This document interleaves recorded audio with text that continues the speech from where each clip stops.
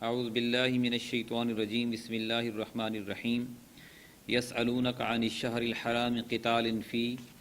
قل قتال فیہ کبیر وصد عن سبیل اللہ وکفر بہ والمسجد الحرام واخراج اہلہ منہ اکبر عند اللہ والفتنة اکبر من القتل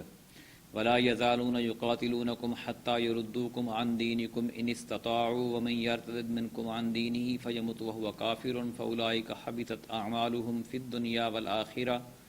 وأولئك أصحاب النار هم فيها خالدون صدق اللہ العظیم۔ سامعین کرام، سورہ البقرہ کی آیت نمبر 217 آپ کے سامنے تلاوت کی ہے۔ اس سورہ مبارکہ میں یہ جو آیت ہے یہ کافی بڑی ہے اور اس کا شان نزول یہ ہے کہ نبی کریم صلی اللہ علیہ وآلہ وسلم نے رجب 2 ہجری میں حضرت عبداللہ بن جہش کی سرکردگی میں 12 مہاجرین کا ایک دستہ روانہ فرمایا،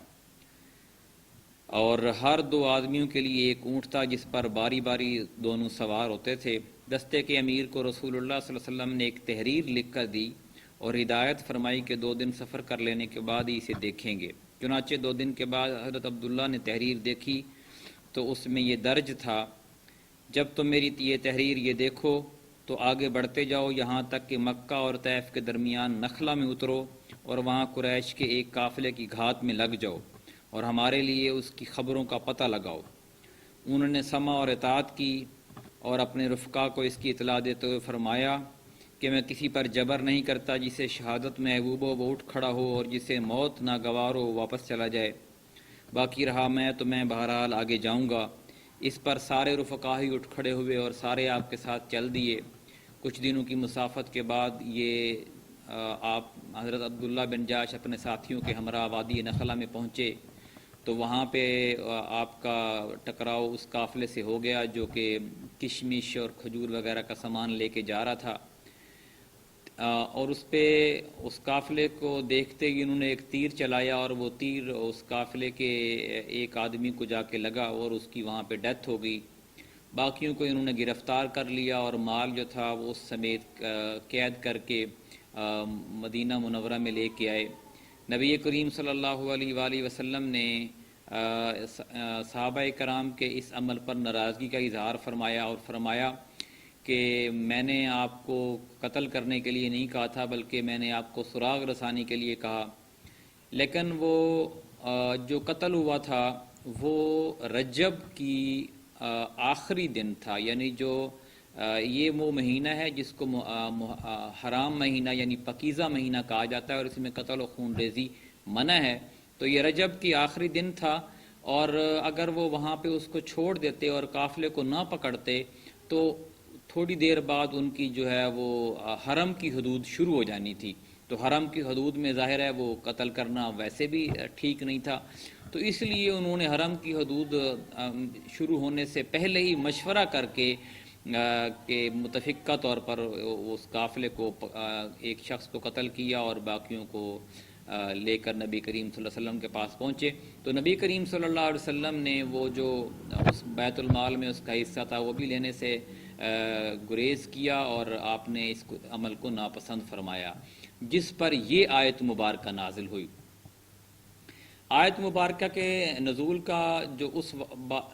کا اس بات کو کلیئر کرنا تھا جو یہودیوں نے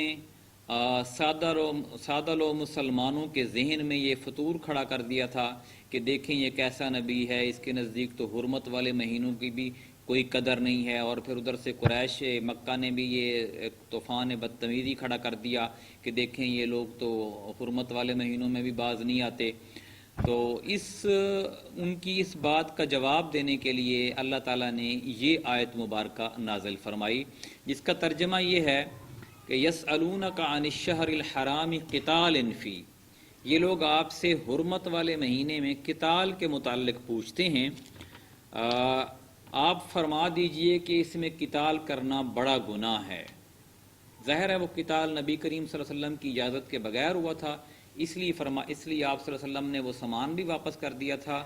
اور وہ دیت بھی آپ نے ادا کر دی اور قیدی بھی چھوڑ دیے تھے۔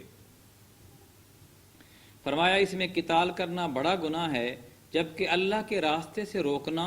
اس کے ساتھ کفر کرنا مسجد حرام سے روکنا اور وہاں رہنے والوں کو وہاں سے نکال دینا اللہ کے نزدیک زیادہ بڑا گناہ ہے، اور فتنہ پھیلانا قتل کرنے سے بھی زیادہ بڑا گناہ ہے۔ یعنی جو لوگ فتنہ پھیلا رہے تھے اور جو لوگ باتیں کر رہے تھے، ان کا مقصد کوئی نبی کریم صلی اللہ علیہ وسلم کے جان نثار ساتھیوں کی اصلاح نہیں، بلکہ ان لوگوں کو آپ صلی اللہ علیہ وسلم سے متنفر کرنا تھا جو ابھی سادہ لوگ تھے، جن کے پاس اتنا دین کا علم نہیں تھا۔ اور دوسرا ایک طوفان بدتمیزی کھڑا کرنا تھا جس میں آپ کے خلاف لوگوں کو بھڑکایا جائے اور اکسایا جائے کہ یہ آپ کیسے نبی ہیں، یہ حرمت والے مہینے کا بھی پاس نہیں کرتے۔ اور آپ صلی اللہ علیہ وسلم کے زبان مبارک سے اور پھر اللہ تعالیٰ نے یہ جو بات کہی اس میں کہ ٹھیک ہے کہ حرمت والے مہینوں میں جو قتل ہے وہ ٹھیک نہیں ہے، گناہ ہے،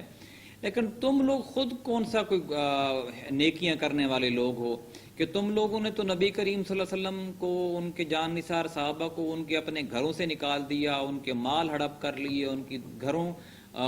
کے اوپر قبضہ کر لیا، اور اس وقت تم نے تو جو ایک معزز شہر ہے، حرمت والا شہر ہے مکہ، اس کی پاسداری بھی نہیں کی، اور اس کے اندر بھی ان کی قتل و خون ریزیاں کی۔ حضرت عمار کا قتل بھی، حضرت یاسر کا قتل ہوا، حضرت سمیہ کا قتل ہوا، اور یہ تم نے تو مسلمانوں کو قتل بھی کیا، ان کو مارا بھی صحیح، ان کے گھروں کو بھی لوٹا، ان کے گھر سے بے گھر بھی کیا۔ تو تمہیں اس وقت حرمت والا شہر نظر نہیں آیا جو تم اتنا بڑا پہاڑ کھڑا کر دیا تم نے؟ تو اس لیے فرمایا اللہ کے راستے سے روکنا، اس کے ساتھ کفر کرنا، مسجد حرام سے روکنا اور وہاں رہنے والوں کو وہاں سے نکال دینا اللہ کے نزدیک زیادہ بڑا گناہ ہے، اور فتنہ پھیلانا قتل کرنے سے بھی زیادہ بڑا گناہ ہے، اور یہ لوگ تم سے ہمیشہ لڑتے رہیں گے یہاں تک کہ ان کا بس چلے تو تمہیں تمہارے دین سے ہی پھیر دیں۔ یعنی یہ جو تگ و دو کر رہے ہیں، یہ جو کوشش کر رہے ہیں، ان کا مقصد یہ ہے کہ مسلمانوں کو آپ صلی اللہ علیہ وسلم سے متنفر کیا جائے اور دور کیا جائے۔ اس لیے فرمایا تم میں سے جو شخص اپنے دین سے پھر جائے اور کافر ہونے کی حالت ہی میں مر جائے تو یہی لوگ ہیں جن کے اعمال دنیا اور آخرت میں ضائع ہو گئے، اور یہی لوگ ہیں اہل جہنم، اور اس میں ہمیشہ رہیں گے۔ یعنی اس ایک بات کو وجہ بنا کر آپ اگر دین اسلام کو چھوڑنا چاہتے ہیں کہ جی حرمت والے مہینوں میں قتل کیوں ہو گیا ہے، حالانکہ وہ قتل نبی کریم صلی اللہ علیہ وسلم کی اجازت کے ساتھ نہیں ہوا، نہ اس میں آپ کی رضامندی تھی، اور مسلمانوں کی ایک غلط فہمی تھی، اور وہ اس لیے ہوا کہ وہ اگلے دن وہ حرم کی حدود شروع ہونی تھی، تو قافلہ نے پھر حرم کی حدود میں داخل ہو جانا تھا، اور اس لیے وہاں پہ وہ ظاہر ہے پھر اس کو دست درازی بھی نہیں ہو سکنی تھی۔ تو اس بات کو تم نے ایک پہاڑ بنا دیا، اور تم لوگ اسلام سے اگر دور ہونا چاہتے ہو، چھوڑنا چاہتے ہو تو چھوڑ جاؤ،